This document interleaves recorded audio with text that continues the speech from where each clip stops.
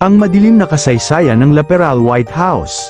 Sa kahabaan ng Leonard Wood Road sa Baguio City, may isang lumang bahay na tila tahimik sa paningin ng mga dumaraan, ngunit sa likod ng puting pintura at klasikong arkitektura, ay ang isang kasaysayang binubuo ng kirot, kamatayan, at kababalaghan. Ito ang Laperal White House, isang mansyong itinuturing na isa sa pinaka-nakakatakot na bahay sa Pilipinas. Itinayo ito noong bandang 1920s ng pamilyang Laperal, isang mayamang angkan na kinabibilangan ng mag-asawang Don Roberto at Doña Victorina. Layunin nilang gawing bakasyunan ng bahay sa malamig na lungsod ng Baguio. Eleganteng Victorian style ang disenyo nito, may malawak na beranda, matitibay na haligi, at mga bintanang dekahoy, lahat gawa sa pinakamatibay na nara at yakal. Noon, isa itong simbolo ng karangyaan at kapangyarihan, ngunit ang kagandahan ng bahay ay unti-unting natabunan ng mga trahedya.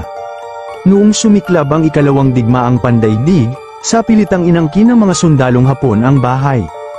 Ginamit nila ito bilang garrison, isang kampo, isang lugar ng interogasyon. Dito raw dinala ang ilang mga Pilipinong pinaghinalaang gerilya, marami ang pinahirapan, marami ang pinatay. Ayon sa mga kwento ng matatanda sa Baguio, sa ilalim ng bahay ay may lihim na silid na ginamit sa pagpapahirap, may mga tanikala pa raw na naiwan noong natagpuan ito pagkaraan ng digmaan. Ang mga sigaw ng mga biktima, ayon sa ilang nakakadaan, ay naririnig pa rin sa kalaliman ng gabi, lalo na tuwing tag-ulan, kapag malamig ang simoy ng hangin. Ngunit hindi lamang ang digmaan ang nagdulot ng kasamaan sa bahay, ayon sa alamat, isa sa mga apo ng Laperal, isang batang babae na may edad 5 o 6, ay nasawi sa mismong harap ng bahay.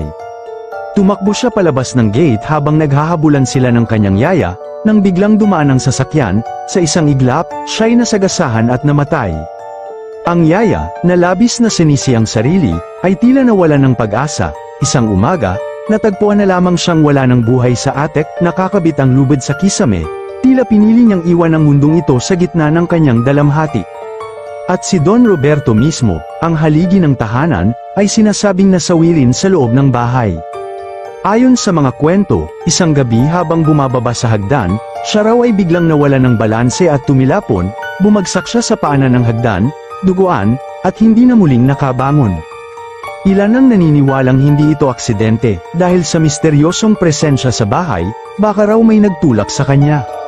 Mula noon, itinuturing ng sinumpa ang bahay, marami ang nagsasabing hindi matahimik ang kaluluwa ng batang babae.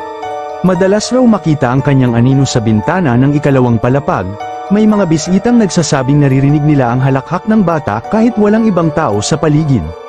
Sa hagdanan kung saan bumagsak si Don Roberto, maraming gwardya at bisita ang nagsasabing may nararamdaman silang malamig na hangin, kahit walang bukas na bintana. May mga biglang nahuhulog na bagay, mga pintuang kusa umanong sumasara, at mga yabag sa sahig na tila may naglalakad, kahit walang nakikitang tao. Isa sa mga kilalang pangyayari ay nang may clairvoyant na bumisita sa bahay. Habang kumakain sa katabing restaurant, napatingin siya sa salamin. Dito raw niya nakita ang isang babaeng nakaputi na nakatayo sa loob ng bahay, nakatingin sa kanya. Pero nang lumingon siya sa mismong bahay, wala namang tao roon. Noong 2007, nabili ang bahay ng negosyanteng si Lucio Tan, inayos ito at ginawang art gallery. Taong 2013, binuksan ito bilang bamboo carving art museum sa tulong ng Tan Yan Ki Foundation, ginawang tahanan ng sining ang unang palapag ng dating haunted house, isang pagtatangkang buhayan ang bahay sa positibong paraan. Ngunit kahit papuno ito ng sining, may mga empleyado at bisita pa rin na nagulat ng kakaibang karanasan. May nawawalang gamit, may naririnig na boses ng bata, at may mga aninong dumadaan sa hallway, ang kababalaghan ay tila nananatili. At nitong mga nakaraang taon, isa pang pagbabago ang naganap, ginawang fine dining restaurant ang Laperal White House, pinangalanan itong Joseph's Eleganteng Interiors, masarap na pagkain, at klaseng serbisyo.